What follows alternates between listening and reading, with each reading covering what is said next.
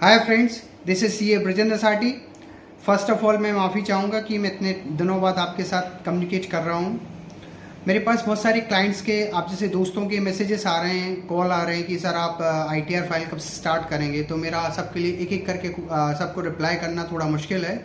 सो मैंने बोला कि क्यों ना एक वीडियो के थ्रू आप लोगों को कम्युनिकेट किया जाए कि what is the correct time of filing of are I T are, और आप आईटीआर फाइलिंग कब से स्टार्ट करेंगे।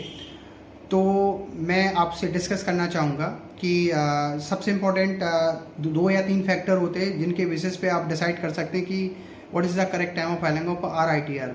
तो सबसे पहले मैं तो आपको बता दूं कि सबसे इम्पोर्टेंट ये है कि मैं आई टी आर फाइलिंग कब से करूँगा। तो I T R filing start होगी first week of June onwards will start filing. मतलब आपका जो जून का पहला सप्ताह होगा 4-5 तारीख से विल स्टार्ट फाइलिंग। ठीक है, अब मैं अभी तक फाइलिंग क्यों नहीं कर रहा हूँ यार, आपको वेट क्यों करना चाहिए। जैसे आप कहीं या तो काम कर रहे हैं या तो आपका बिजनेस है, या आप कहीं कमीशन अर्न कर रहे होंगे या सैलरी अर्न कर रहे होंगे या कुछ और भी इनकम होगी। तो डेफिनेटली आपके एम्प्लॉयर ने आपके जहाँ भी आप एसोसिएट हैं उन्होंने आपका टीडीएस डिडक्ट किया होगा। जैसे बैंक ने एफडी पे टीडीएस डिडक्ट किया होगा, एम्प्लॉयर ने सैलरी पे टीडीएस डिडक्ट किया होगा। अगर आप कहीं कमीशन बेस पे काम कर रहे हो तो आप उस पर्सन ने आपका कमीशन पे टीडीएस डिडक्ट किया होगा। तो उन्होंने पर्टिकुलर आपका जो लास्ट मंथ का टीडीएस है ये डिपॉजिट किया होगा, लेकिन उसके लिए उनको एक रिटर्न फाइल करना पड़ेगा, टीडीएस रिटर्न जो एनुअली फाइल करेंगे, जिसकी ड्यू डेट है 31 मई। जब तक वो अपना टीडीएस का डेटा फाइल नहीं करेंगे तब तक आपका पूरा टीडीएस आपके 26 ईएस फॉर्म में नहीं दिखेगा। अब जैसे बैंक को एसएफटी ट्रांजेक्शन्स रिपोर्ट करना है या डिफरेंट फाइनेंशियल इंस्टीट्यूशन से जिनको भी एसएफटी ट्रांजेक्शन्स रिपोर्ट करना है, उसकी भी ड्यू डेट 31 मई 2026 है। सेकेंड रीज़न है कि अभी पूरे आईटीआर फॉर्म भी नोटिफाइड नहीं हुए हैं, लाइक आईटीआर 1 to आईटीआर 7 तक। तो सबसे पहले उन फॉर्म्स को नोटिफाइड होने दीजिए। जब वो फॉर्म पूरे नोटिफाइड हो जाएंगे तो वो ज़्यादा बेहतर ऑप्शन रहेगा आईटीआर फाइलिंग करने का। सर अब दूसरा क्वेश्चन आया कि सर आप मैंने तो आईटीआर फाइल अभी करना है, तो what are the consequences if we file ITR at that point of time.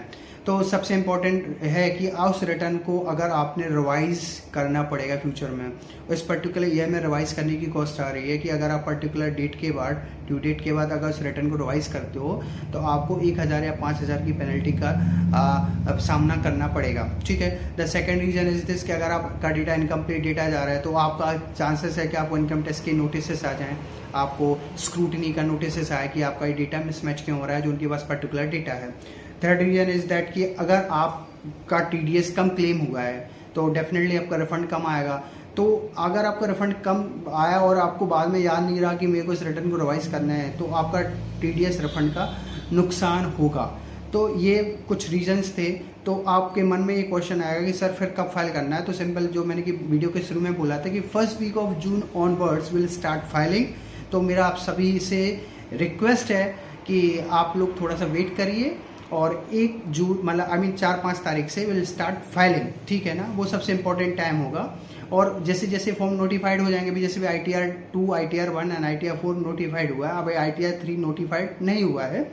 तो मेरा तो ये कहना है कि थोड़ा सा वेट करना चाहिए।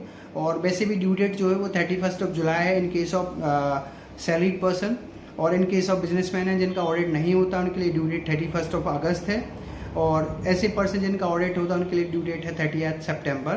तो अभी टाइम सफिशिएंट है, थोड़ा सा आपको वेट करना है। और अगर कोई इशू है तो यू विल कॉल मी,